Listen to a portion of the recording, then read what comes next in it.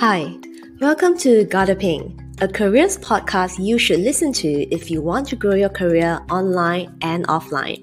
Hi, my name is Mei Ping, and I'm a professional career coach and international speaker with more than a decade of experience at some of the biggest companies in the world. To learn more about what I do, visit meiping.com. That's meiping.com. All right, let's jump right into today's episode.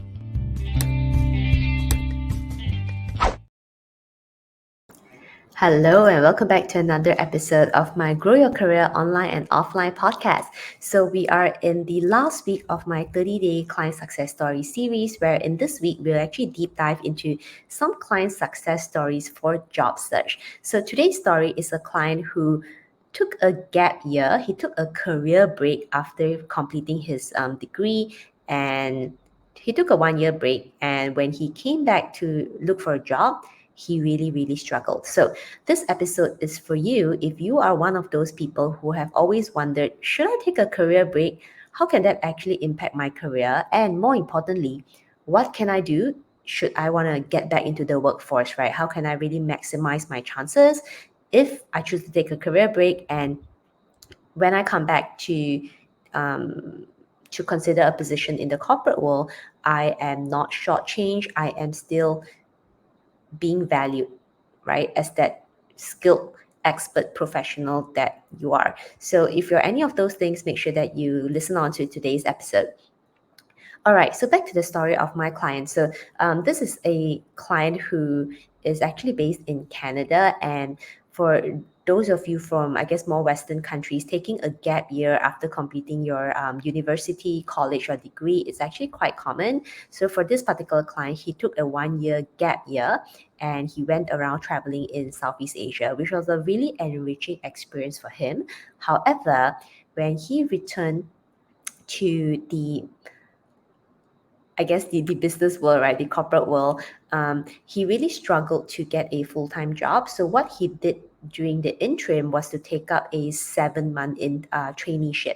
So it's pretty much a long apprenticeship, but it didn't pay well, of course, right, because it is not a full-time job.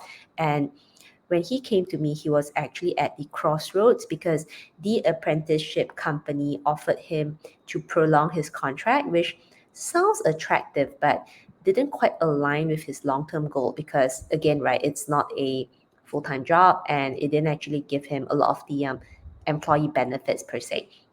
So he came to me and asked me what can he do without wasting more time in more apprenticeship, trainee program, or internship programs. Is there something that he can do, or what is he actually doing wrong that he's not actually getting full-time position? So for this particular client, I actually worked with him for 3 sessions. So the first session, we actually went around career clarity and identifying job search mistakes, because he has been quite conflicted on whether he should move on from his apprenticeship company, because he had a really good relationship with the founder, and they are somewhat personal friends as well. So that was a little bit complicated for him to make his next move. But at the same time, he also shared with me a lot of strategies that he tried for job search for the past few months, but seems like he's not getting results, or he is constantly being ignored because he took a gap year, which was a little bit frustrating for sure. So when he came to me, quite a few frustrations also. So the first session, we really focused around along career clarity and really what is his career plan, what would make sense for him, right? Whether he wants to continue in this sort of like contract roles, which is a little bit more guaranteed, at least for the short term, but in the long term, actually would affect his career, or he really wants to give it 100% in the job search to make sure that he actually lands a full-time job. So those were some of the things that we discussed in the first session. Then once he's very clear on what exactly he wants to commit to, which for him is definitely the full-time job, given that he is just really kickstarting his career, right? So in the next session, we actually went through resume review. So I think one of those things that people don't always recognize is that in most instances, you always think that your resume looks really good, right? You always feel like your resume sounds the fanciest, is the best. But looking at it from a hiring manager's perspective, like how I would look at it, I saw that quite differently. So the biggest issue with this client's resume is that it's not that it's not well written. In fact, like language wise, I mean, he had like really good English, so that wasn't the problem, but it's just some of the way that he had wrote it, I would say that it's not very suitable for the corporate world. There were a lot of what I call flowery language, which it sounds fun when you write it on online, or you use it in an online blog, or when you chit chat with your friends, like those kind of language, it's okay. But in a formal resume where this document is going to be read by hiring managers, HR, and recruiters, those languages were I'd say not professional enough. So that was one of the core issues that he had in his resume. Obviously, there were also other minor things, such as like helping him reposition his summary section, because his career story needs to be very clear. Because otherwise, he had consistently been asked like, why did he take the gap year, and how come he couldn't land a full-time job? So because we knew that these questions were consistently asked, so we had to address it very clearly in his career story, in the summary section, and even in the education section, the experience section. We really had to position it a little bit better to focus on some of the key skills that he could bring to the table, including his technical skills, rather than getting people distracted on um, other stuff, which are not so favorable for him to improve his chances. So we really focus on the key points to really draw his career story up front, position his value up top, and really pump all his technical skills and make sure that those are very, very clearly articulated. So that's that. Of course, we also worked on removing all the flowery language because it's just ineffective. So that was what we did in the second session. So when this client came back to me on the third session, we had another look at his resume, and I think he really did a good job in terms of like removing all the fluff. But so what I did for him in the third session was just helping him be more precise in some of the words that he could use, particularly in the summary and experiences section. Then the third session, we actually spent most of our time in for his LinkedIn profile and LinkedIn strategy. So I think sometimes like people underestimate the power of a LinkedIn profile, particularly the banner, like the top part of the profile. Actually, the top part of your LinkedIn profile is really, really important, particularly the banner photo. And I think people don't realize it, but it's really, really critical.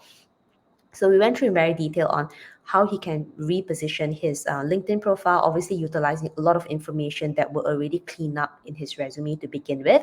So I also helped him fix some of the algorithm, um, some of the content to make sure that it actually helps the algorithm to pinpoint him to jobs, and of course also taught him the networking engagement strategies as well.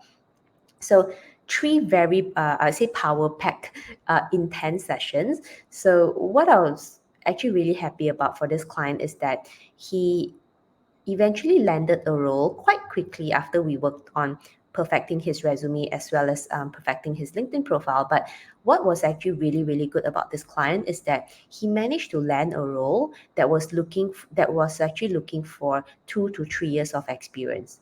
But remember, because he only did an apprenticeship, technically, he only had about 7 to 8 months of trainee apprenticeship experience.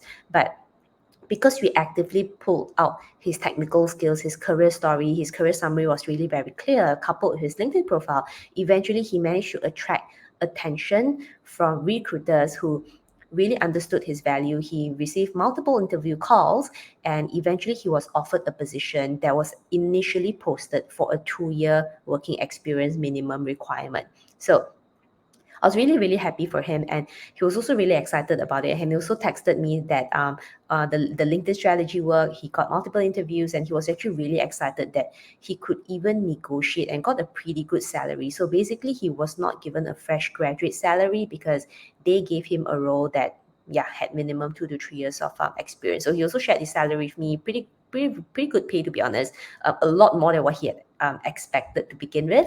So that was really positive. And in fact, just I think about 7 or 8 months after that, he was actually headhunted on LinkedIn again, because he had a strong profile, and that was actually the new company was actually a lot closer to the company that he actually wanted to join in terms of scope. So he thought that it was a really good opportunity, and he texted me telling me that he has actually still been getting messages from recruiters even after joining that first company, and after consideration he decided to take the leap and join the second company, and right now he's just directly joining as a senior analyst. So basically, remember, in his story, instead of like starting as a fresh graduate, he basically skipped the system, right? He skipped the levels. He directly joined as somebody with minimum of 2 years of experience, and 7-8 months after that he was again headhunted on LinkedIn, utilizing my LinkedIn strategies, LinkedIn engagement strategies, and so forth. He was again headhunted,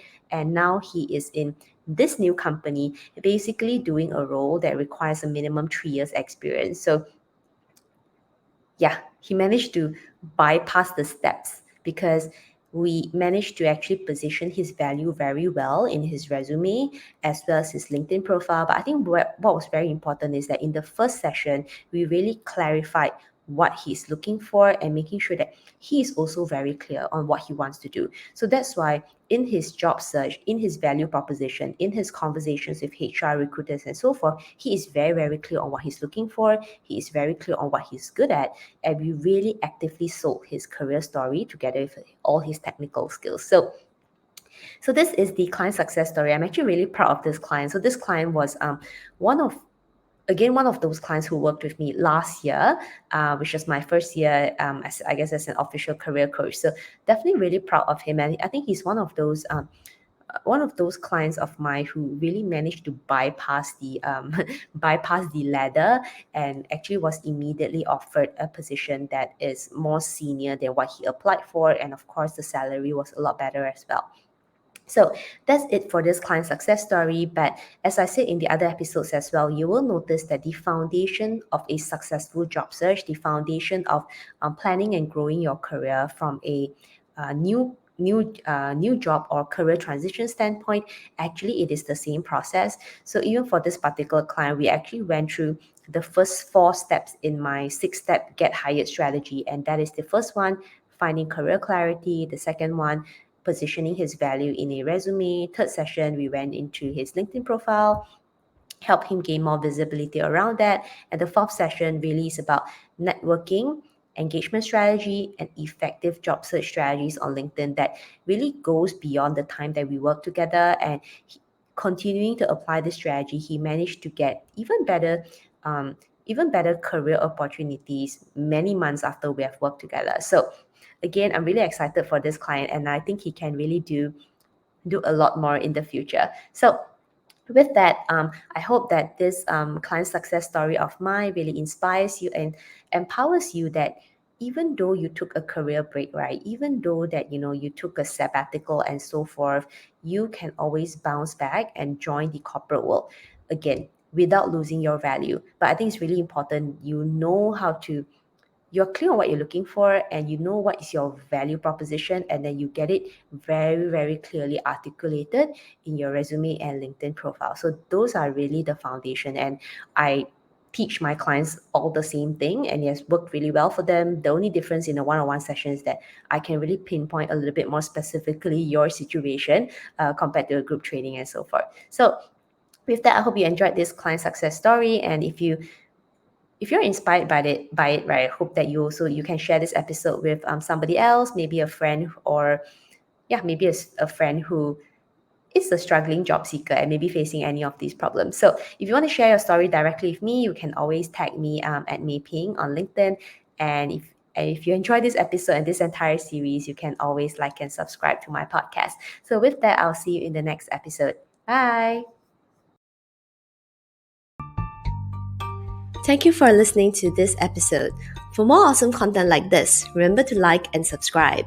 Also, head on over to my website, meiping.com, that's meiping.com, and subscribe to my weekly newsletter for more career growth and personal development tips.